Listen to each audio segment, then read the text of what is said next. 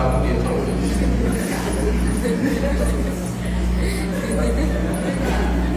De nada, é verdade.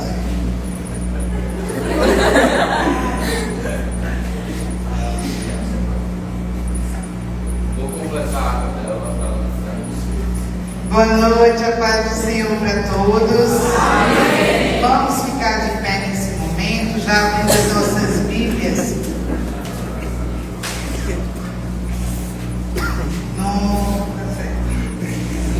Na carta de Paulo aos Romanos. Romanos capítulo 8, a partir do verso 14.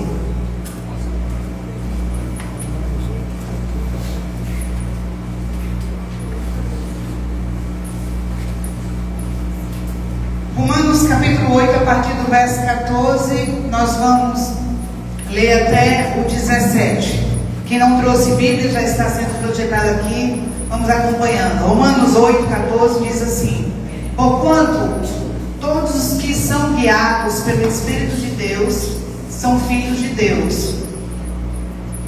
Pois vós não recebestes um espírito que vos escravize para andardes uma vez mais atemorizados, mas recebestes o Espírito que os adota como filhos, por intermédio do qual podemos clamar: Abba, Pai. O próprio Espírito testemunha ao nosso espírito que somos filhos de Deus. Se somos filhos de Deus, então também somos herdeiros, herdeiros de Deus e co-herdeiros com Cristo. Se realmente participamos dos seus sofrimentos, para que da mesma maneira participemos da sua glória. Amém? Fecha os teus olhos e nós vamos orar um pouquinho mais. Muito obrigada, Senhor, pela tua presença neste lugar. Muito obrigada pela reunião da sua igreja, dos seus filhos. Essa noite eu te peço graça para ministrar a respeito do Senhor. Que o Senhor acesse os corações nessa noite. Que o Senhor acesse os corações dos teus filhos neste lugar. Aqui estão, meu Pai, os teus filhos, os meus irmãos. Manifesta a tua graça, manifesta a sua glória, manifesta a sua presença. E eu quero declarar que uma unção de paternidade já paira neste lugar. Que nós possamos entender o seu amor, que nós possamos compreender a manifestação do teu amor. Um Pai que adota os filhos e os ama. Assim eu te oro e te agradeço, meu Pai, em nome de Jesus. Amém. Amém. Podeis assentar. Acho que as luzes precisam ficar acesas, né? Queridos, eu queria mostrar aqui o tema da mensagem, mas o pastor já anunciou no domingo. Eu vou estar ministrando nessas próximas 2 semanas, hoje e na próxima quinta-feira, a respeito de 2 temas que vão convergir: paternidade e identidade. E hoje eu vou estar ministrando a respeito da paternidade espiritual. Na próxima quinta-feira nós vamos estar ministrando a respeito da identidade como filhos. Embora aqui possam ter pessoas que já estejam numa caminhada com Deus há tanto tempo, eu acredito até que possa haver pessoas que têm mais tempo de evangelho, de conversão, do que eu tenha mesmo. Mas uma das questões que me vem muito ao coração, e isso ao longo da minha caminhada com Deus eu pude perceber, é que embora muitos possam já ter tido um encontro com Jesus há tanto tempo, possam já estar no processo de conversão há tanto tempo, quem sabe, pessoas que já lideram ministérios, pessoas que já exercem cargos até de posição dentro da igreja, mas eu percebo que ao longo do tempo, que muitos filhos de Deus tinham dificuldade de acessar esse lugar da paternidade de Deus. Eu até considero que nós não teríamos nenhum tipo de dificuldade de enxergar a pessoa de Jesus Cristo. Porque afinal de contas, Jesus mostrou que ele veio ao mundo, viveu as mesmas dificuldades que nós, viveu as mesmas dores, e provou que é possível ter vitória em meio às dores. E talvez nós, olhando para Jesus, nós conseguimos ver uma aproximação maior. Alguns estudiosos, inclusive, isso não é bíblico, mas é uma forma simbólica de tratar sobre a Trindade, Deus Pai, Deus Filho e Deus Espírito Santo. Alguns também vão dizer que muitas pessoas não vão ter dificuldade de se relacionar com o Espírito Santo. O Espírito Santo que é nos apresentado como um consolador, aquele que iria nos instruir e que já habita em nosso meio. Há uma analogia até que diz que o Espírito Santo, se pudesse ser comparado a um personagem, a uma pessoa, seria como uma mãe, alguém que tem uma aproximação de consolo. Mas o Deus Pai, eu observo que muitas pessoas ainda têm até a dificuldade de fazer uma oração e chamar Deus de Pai. Eu nem tinha essa compreensão quando, algum tempo atrás, e o Gustavo, meu marido, ele já tem um tempo de caminhada bem maior que eu. Quando eu entro na igreja, quando eu entro nesse processo de conversão, foi exatamente quando nós iniciamos o nosso namoro.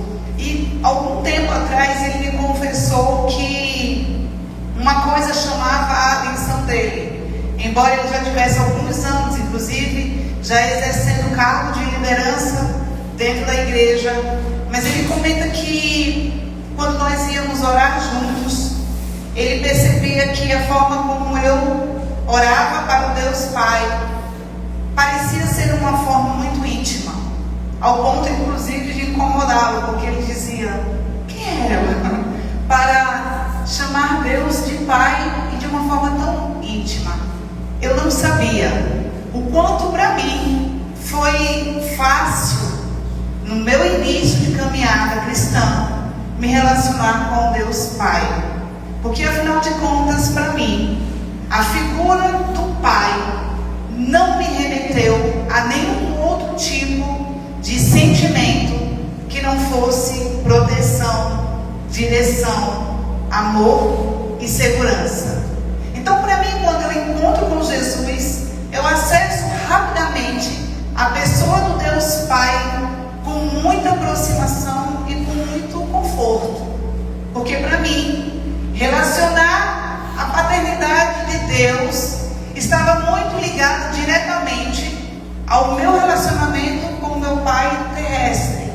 E quando eu enxergo a relação minha com o meu Pai terrestre, eu observo que o meu Pai terrestre, ele exerceu com excelência a sua paternidade junto aos seus filhos. E por que nós constatamos ao longo do tempo a dificuldade de muitos acessarem essa paternidade de Deus, a paternidade espiritual, como propõe esse tema? Porque não tem como nós desvincularmos a pessoa do Deus Pai, a imagem que nós tivemos ou estamos tendo com a relação com o nosso Pai terrestre. Infelizmente, essa deturpação da figura do Pai terrestre está diretamente condenando uma relação que poderia ser muito mais acessível e muito mais íntima com os filhos de Deus. Amém? Quando o apóstolo Paulo escreve para os romanos, e quando ele usa esse termo de filhos adotivos, é porque na verdade Paulo está nos passando, o apóstolo Paulo está tentando passar para aquela igreja, através da carta que ele escreveu aos romanos, algo que era muito claro para eles. Porque na verdade, no primeiro século, o termo adoção, ele carregava na sua responsabilidade, no seu bojo, algo que era imutável. Nós vamos observar, estudando um pouquinho mais, que a forma como um pai decidia juridicamente e legalmente, isso eu estou falando tanto para os gregos como para os romanos, quando ele decidia adotar um filho, aquele filho, ele recebia duas grandes responsabilidades de bônus. E uma das responsabilidades era que ele iria perpetuar o nome daquela família. Mas ele apenas não iria perpetuar o nome da família do seu pai adotivo, mas ele também iria administrar a herança que lhe seria confiada. Mas tinha uma condição muito importante que era passada para os futuros pais que desejavam adotar os seus filhos no primeiro século. Por exemplo, um pai biológico, por exemplo, ele poderia em algum momento da sua vida deserdar o filho legítimo. Ele poderia em algum momento, se aquele filho viesse a quebrar um princípio naquela família, se aquele filho viesse a sair do caminho que aquele pai considerava um caminho perfeito para a sua família, aquele filho legítimo, por exemplo, ele poderia ser deserdado. Mas a condição que se aplicava para um pai que adotasse uma criança era: você, depois que adotar uma criança, você não pode mais deserdá-la. A lei romana proibia que uma criança, uma vez adotada, ela não poderia ser deserdada. Então, quando o apóstolo Paulo, no seu capítulo 14, ele vai dizer, na verdade no 15 ele vai dizer: vocês não receberam um espírito que vos escravize para andares agora como escravo, atemorizados, ou seja, com medo, mas vocês receberam um espírito que os adota como filhos. Paulo está dizendo, de acordo com a lei, depois que um pai decide adotar, ele não tem mais intenção de deserdar esse filho adotivo. O que o apóstolo Paulo está dizendo: uma vez que vocês foram adotados por Deus, através do sacrifício de Jesus, não tem mais volta. Vocês se tornaram filhos de Deus. Deus não deseja mais não reconhecer vocês como filhos. Amém? Amém. O que o apóstolo Paulo está querendo trazer é: quando Deus adota um filho, ele deseja caminhar com esse filho. Deus não tem a intenção de deserdar aquele a quem ele adotou como filho.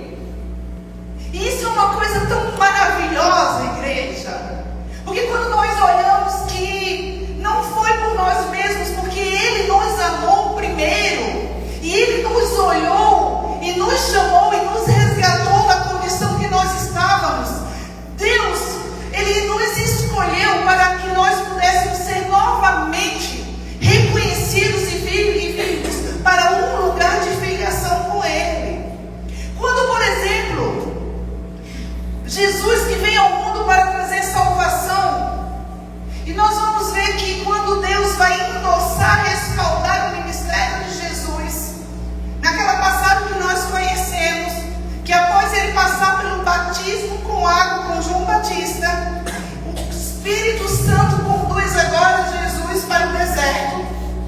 E naquele momento em que ele vai ser batizado, na verdade, a Bíblia vai dizer que quando Jesus é batizado, naquele momento então, aquelas testemunhas vão perceber, vão testemunhar um cenário maravilhoso, onde a única vez na Bíblia se apresenta a Trindade de uma forma mais clara, onde desce através dos céus uma forma corpórea de pomba, representando o que nós entendemos hoje, o Espírito Santo. Ali estava então o Espírito Santo representado naquela forma corpórea de pomba. Ali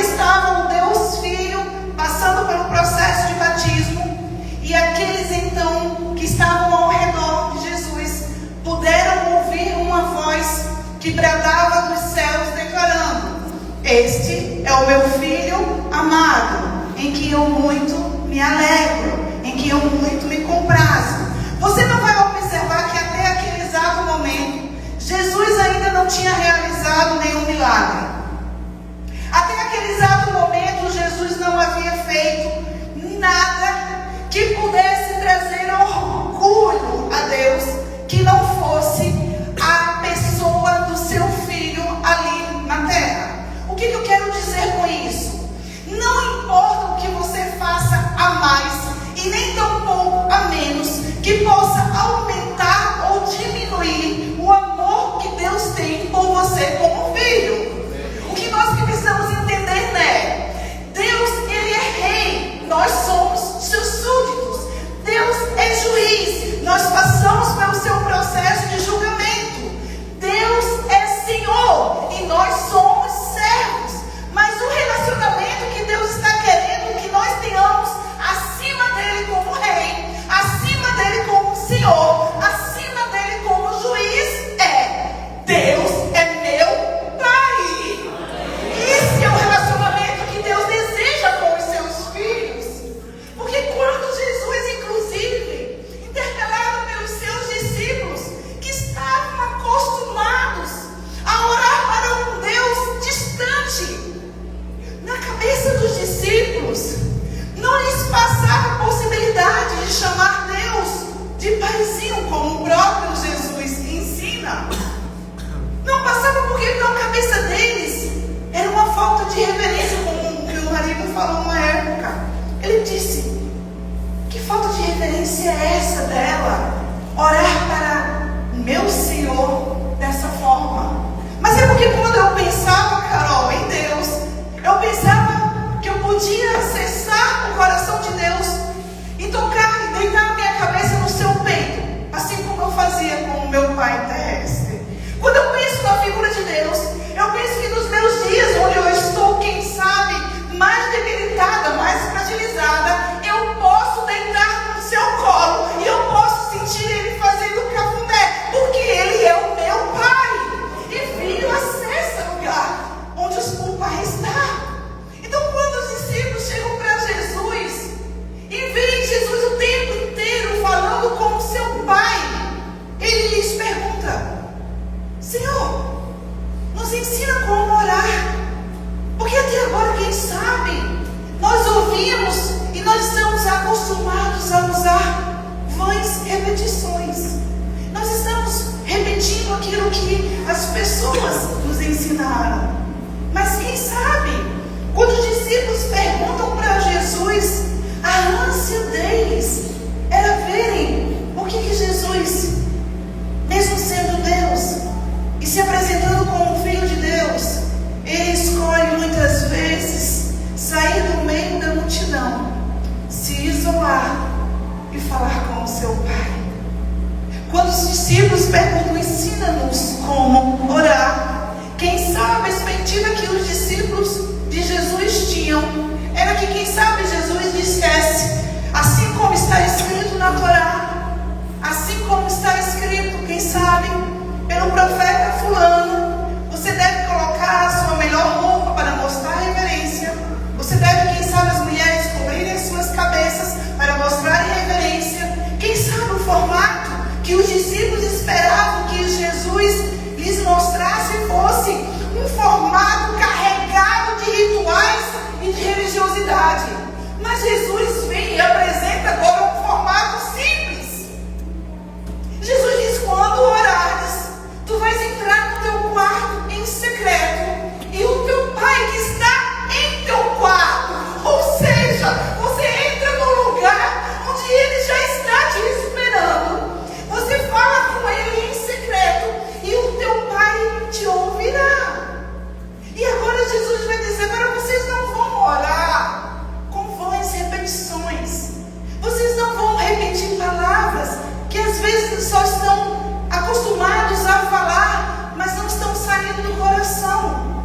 Mas vocês vão orar para Ele, não simplesmente com, quem sabe, alguns dos nomes que atribuem a Deus, mas vocês vão falar com Deus assim: Pai nosso. podem chamá-lo de Pai.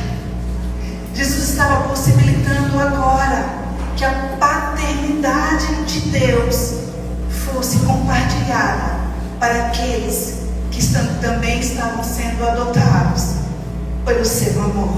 Amém? Agora o apóstolo Paulo vai dizer que é o Espírito de Deus que vai testificar ao nosso espírito que nós somos filhos.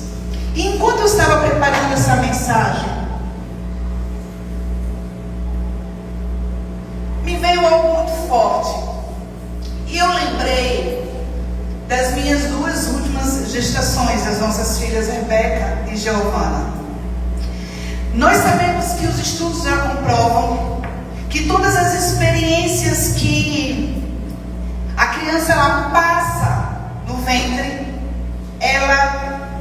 as experiências que ela passa no ventre são experiências emocionais que vão ditar também o relacionamento que ela vai ter fora do ventre. Ou seja, a criança sente as emoções da mãe, a criança consegue ouvir todo o nosso ambiente ao redor. E quando o apóstolo Paulo vai falar a respeito do Espírito de Deus que vai testificar em nosso espírito, o Senhor me falou assim: você vai explicar dessa forma para que eles entendam.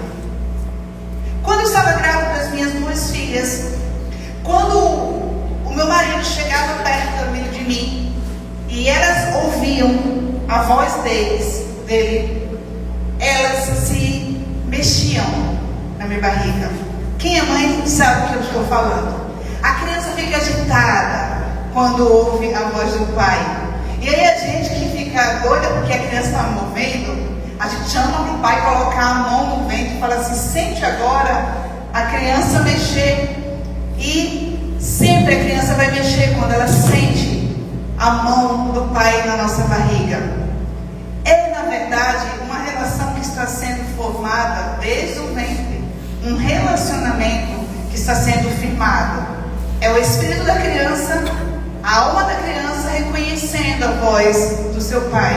E Deus me falava: quando eles são meus, filha, quando eles têm o meu DNA, o espírito deles vai testificar a respeito do meu espírito, porque o meu DNA já está dentro deles.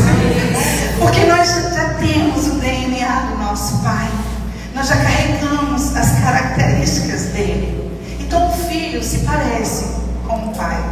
Jesus vai dizer lá em João 14 que quando o Espírito da verdade estiver com eles, esse Espírito ele só vai ser possível para aqueles que forem dele, porque o mundo não conhece o Espírito da verdade.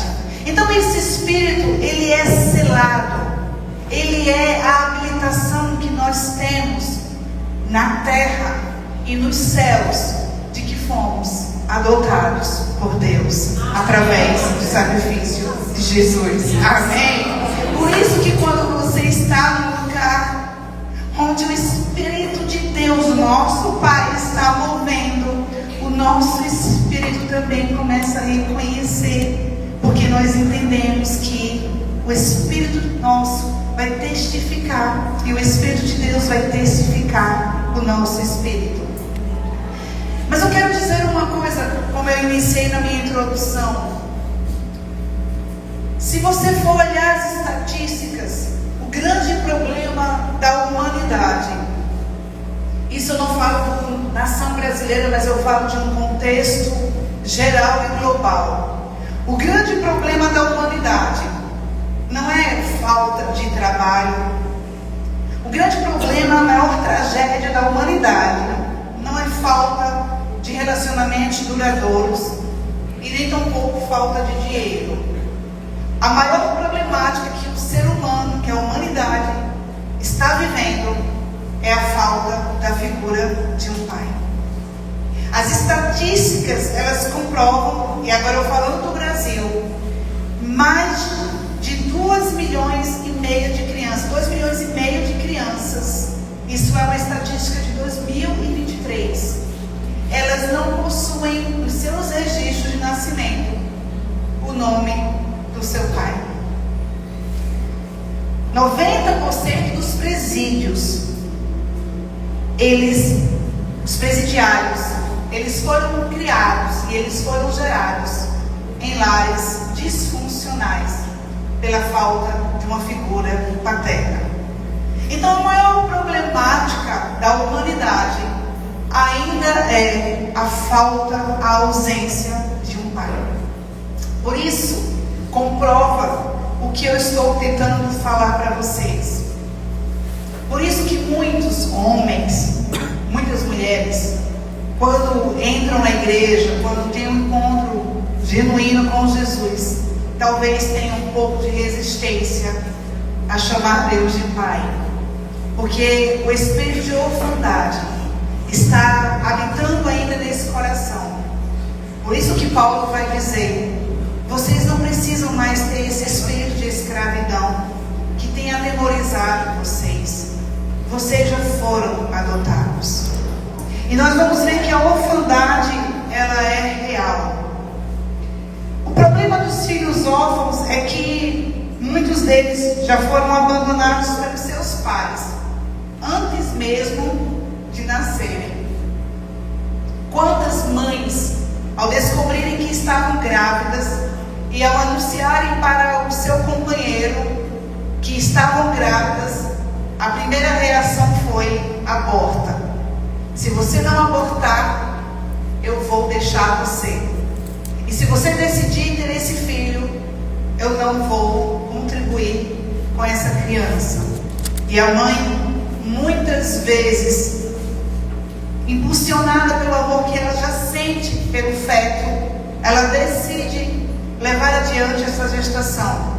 Mas essa criança já nasce e já vive a experiência do abandono do seu pai, antes mesmo de nascer. A orfandade, ela tem atingido também, não apenas os filhos que vivem a ausência do pai desde quando nasceram, mas nós também podemos falar de filhos de pais ausentes. Aqueles que até vivem dentro de casa, até podem suprir financeiramente as necessidades da família, mas são pais que não conseguem acolher os seus filhos. São filhos que estão vivendo a ausência de um pai que deveria estar presente. E como não falar dos filhos dos pais abusadores e violentos? Pais que expõem os seus filhos ou expuseram as maiores dores e vergonhas. Pais que despertavam ou despertam nos seus filhos constrangimento, até medo, pela simples possibilidade de ele voltar para casa. Então, como chamar Deus de Pai, se a figura de um pai foi totalmente distorcida por esses traumas e experiências? Mas eu tenho uma boa notícia para lhes dar. Deus é o modelo perfeito de paternidade. Amém. Nele não há sombra de variação. Em Deus você pode confiar. Amém. O primeiro abandono que nós podemos ver na Bíblia, eu quero contar uma história aqui rapidamente. Foi um abandono que nós podemos olhar e dizer assim: uau, como é que se faz uma coisa dessa? Nós já conhecemos a história, por exemplo, de Abraão e Sara, quando Deus promete que através daquele casal viria aquele que seria o filho da promessa, Isaac. Mas nós conhecemos também como é que se deu o desfecho de uma atitude impensada e apressada daquele casal. Sara, observando que a promessa parecia que estava demorando muito, faz uma sugestão para o seu marido: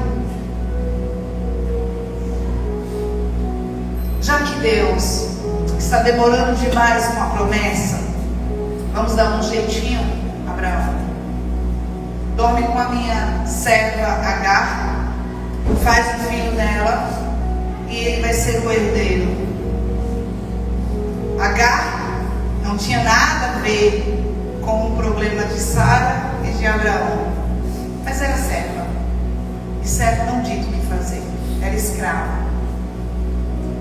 Abraão deita-se com aquela mulher engravida.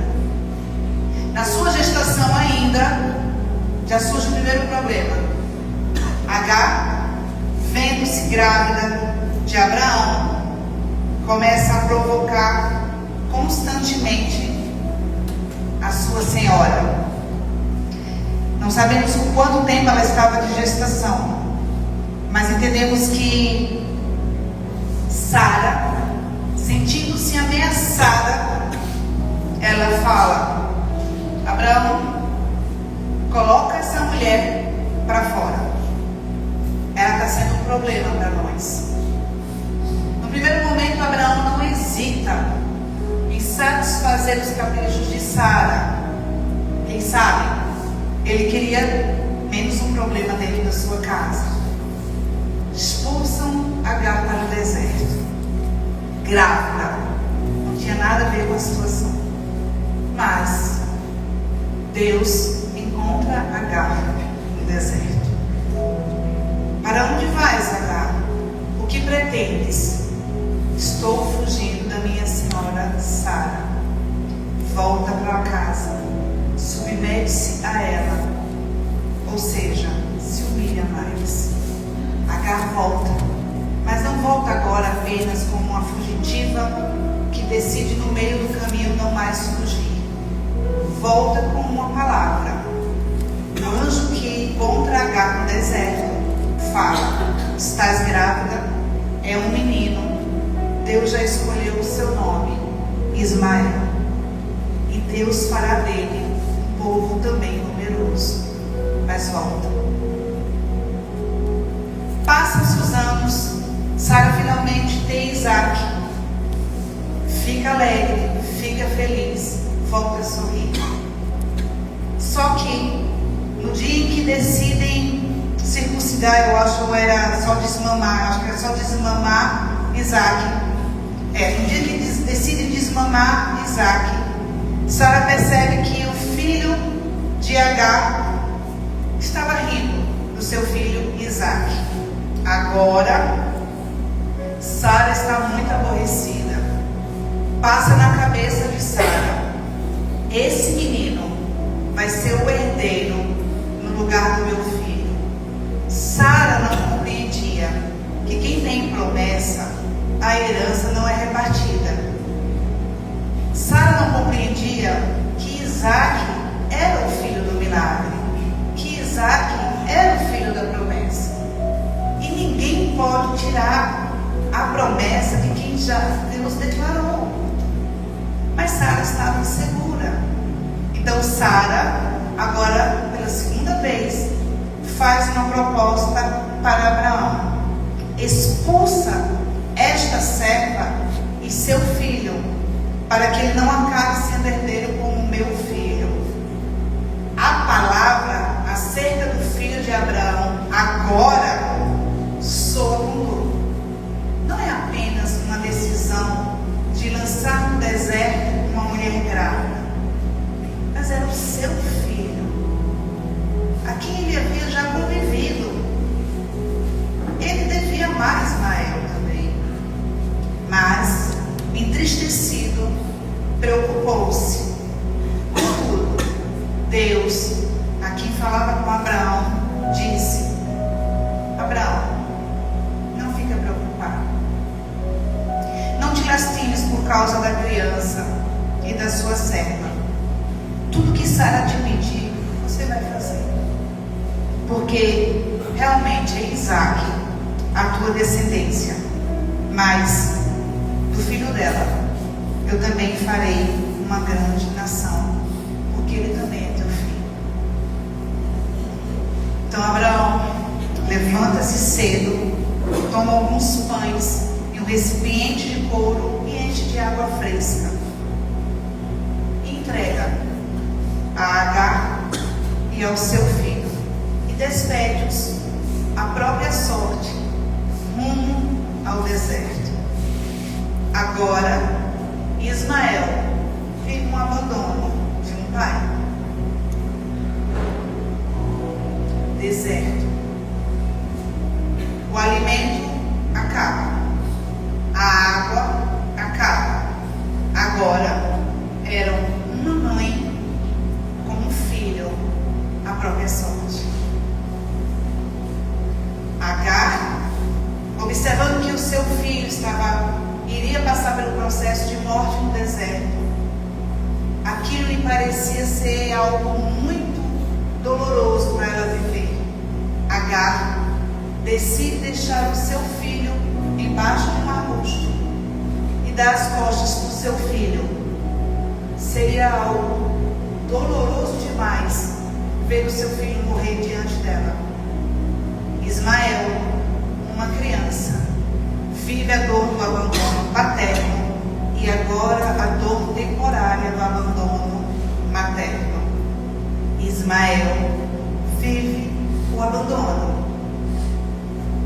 Ismael começa a chorar cada vez mais alto, na ânsia de fazer Agar ouvi-lo. E eu imagino que à medida que Ismael chorava mais alto, mais Agar apressava os passos para não ouvir o choro do seu filho. Mas a realidade é que era uma criança abandonada no deserto. Agar, não suportando ver o seu filho, lamentava, chorava. Mas chega agora finalmente um anjo e diz para Agar: Deus ouviu o grito do menino lá do céu e veio em socorro de vocês. E essa palavra me chocou, porque embora, quem sabe, a distância que Agar estava de Ismael não possibilitasse ela ouvir o volume tão alto do seu filho chorando, mas um filho chorando, chegou o lamento no céu, no coração de Deus, ao ponto do próprio Deus enviar socorro. Deus ouviu os gritos do menino e lá do céu a voz do anjo de Deus chamou: Agar, por que você se aflige? Não tenha medo, porque Deus ouviu o clamor do menino lá onde tu o deixaste. Então Deus abriu os olhos de Agar e ela pôde enxergar uma fonte de boas águas. Correu até lá, encheu o seu odre e deu para Ismael beber. Mas o interessante é que em Gênesis 21, no versículo 20, vai dizer: Deus esteve com o menino e ele cresceu e habitou no deserto. Deus é aquele que encontra órfãos que foram abandonados também. Deus é aquele que encontra aqueles filhos que não estão entendendo que Ele tem o amor paterno liberado sobre vocês. Deus vai dizer, por exemplo, que eu serei o pai de vocês e vocês serão os meus filhos e as minhas filhas. A paternidade espiritual de Deus está disponível para os filhos que foram abandonados, para os filhos que foram violentados pelo pai terrestre, para os filhos que tiveram as suas mais terríveis experiências. Nessa noite, o que Deus está querendo dizer para você é: eu não quero saber como o seu pai terreno, quem sabe, te tratou, mas se ele também for o melhor pai, eu sou infinitamente melhor do que ele foi. Mas também, se ele não foi um bom pai, eu estou disposto, como teu Pai Celestial, te curar as feridas resgatar e restaurar a sua identidade de filhos. Pois a todos quanto receberem a Jesus, já têm automaticamente o direito de se tornar filho de Deus. A paternidade de Deus, ela é disponível para todos aqueles que um dia já decidiram por Jesus. E essa filiação, ela já está disponível. E você pode sim chegar para Deus chamando de Senhor e deve. Você pode sim dizer para Deus que você é servo e que você está disposto a se submeter a todo o governo que Ele tem para te dar sobre a sua vida. Mas o que Deus quer dizer é: acima do seu Senhor, acima do seu Rei, eu sou o seu Pai. O meu filho veio para trazer essa filiação de volta. Eu sou o seu Pai. Jesus veio para nos dar essa possibilidade de agora nós termos a possibilidade e o direito de chamarmos Abba, Pai. Meu paizinho, aqui como o Nordeste, meu paizinho. Jesus veio rasgando qualquer possibilidade de resistência, de tudo aquilo que nos fazia separação entre os filhos e agora o Pai. Eu e você já fomos adotados por Deus. E como nós acabamos de ver, aquele pai, quando adota, ele não tem nenhuma intenção de deserdar o seu filho. Amém? Amém. Eu queria chamar o pessoal do louvor, pode apagar as luzes. Eu escolhi um vídeo que esses dias eu vi. E quando eu preparava essa mensagem, eu lembrei desse vídeo, eu procurei ele. É um vídeo muito curto, queria que você pudesse prestar atenção.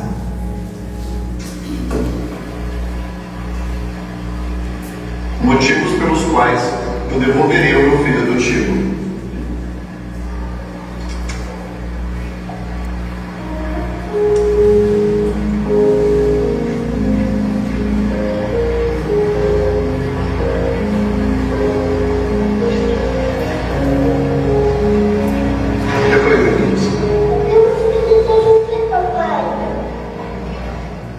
Mas eu falei que vou te devolver, Juninho. Eu falei algum motivo, Juninho. Sabe por quê? Não sabe? Porque não tem motivos para eu te devolver, Juninho. Você se devolver a vida inteira. Seu paizão, seu parceiro. Sabia? Você é um do meu lado em todos os momentos. Então, se eu não falei o motivo, não tem motivo para te devolver a lugar nenhum. Tá bom? Não vai te devolver. Emocional, gigante.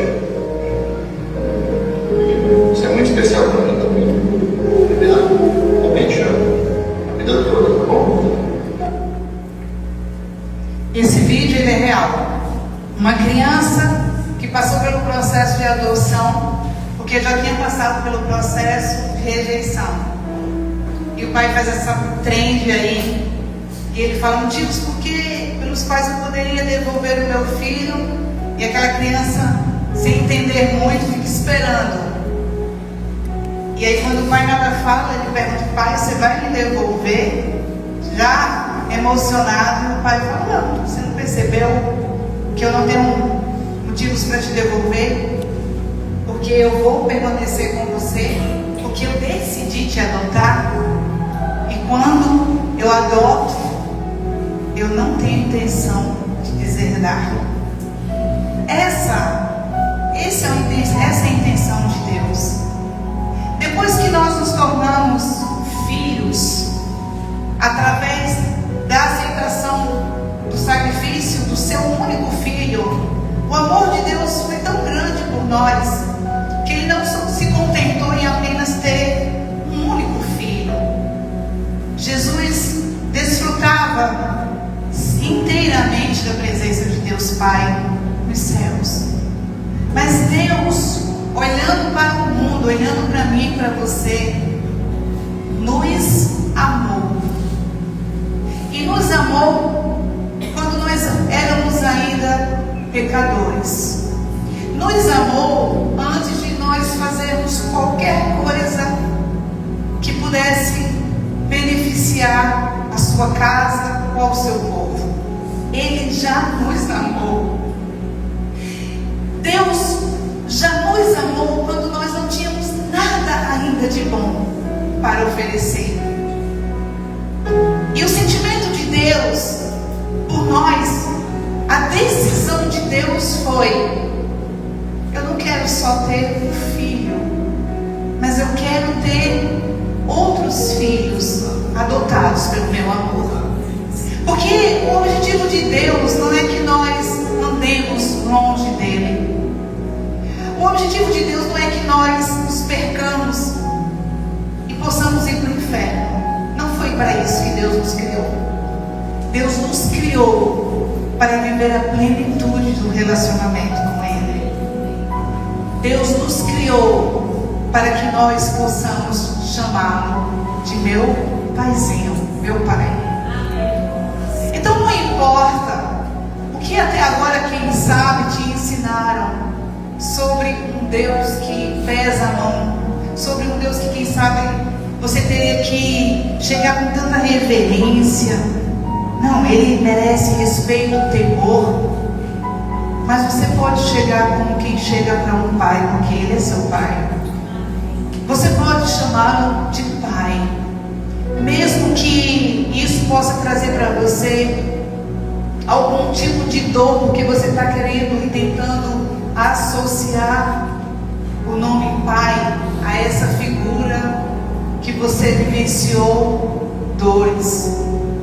Se o teu pai abandonou a tua mãe na hora que ela soube da tua existência, se o teu pai te abandonou quando você nasceu, cresceu um tempo, o meu Pai Celestial, o nosso Pai Celestial diz: se a tua mãe e o teu pai te abandonarem, eu, contudo, não te abandonarei.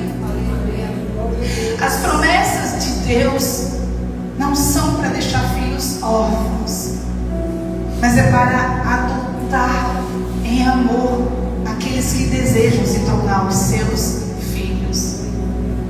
Deus, sabendo da nossa dificuldade, quem sabe, de enxergá-lo como pai, Ele se iguala ao amor de mãe, porque Ele vai dizer: pode uma mãe que amamenta o seu filho esquecer de amamentá-lo? Eu, contudo, o Senhor, não me esquecerei de ti. Deus, conhecendo as limitações do nosso pai terreno, Ele ainda diz: poderia o seu pai terrestre, um filho lhe pedindo pão, lhe daria pedra? Ou um filho lhe pedindo peixe, lhe daria uma serpente? E Deus vai dizer: eu, contudo, o seu Pai Celestial, te daria muito mais do que você precisa.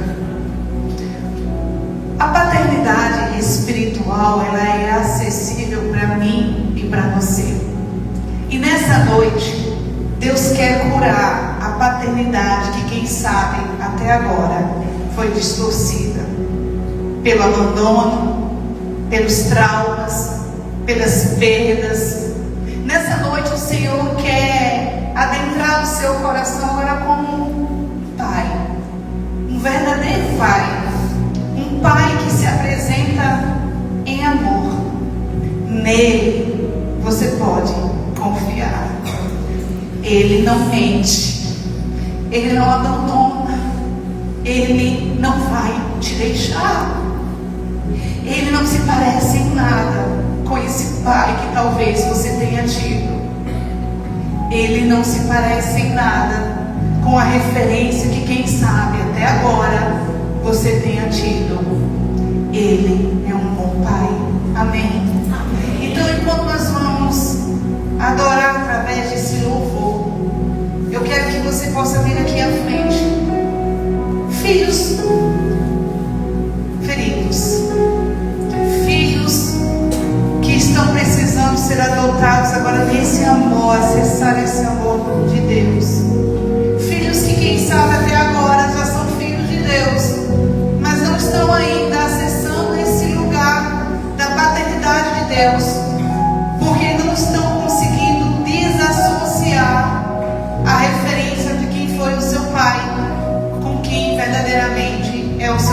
Celestial. Nessa noite, há uma unção de restauração da paternidade neste lugar. E eu quero orar por você, filhos que estão sendo adotados nessa noite, ou que já foram adotados, mas que estão vivendo, como o apóstolo Paulo disse, escravizados e atemorizados. Deus não te chamou para viver uma mediocridade. Existe um lugar acessível para filhos. Ele já declarou um lugar de herança para mim e para você. Você só precisa adentrar nesse lugar onde Ele já preparou para os filhos. Então você que deseja nessa noite receber uma oração para acessar essa paternidade de Deus, para ser curado dos seus mais dilemas que você passou, os traumas que você passou, eu quero te chamar aqui na frente. Vamos ficar de pé. E enquanto nós vamos cantar esse louvor, você vem aqui à frente, nós iremos orar por você.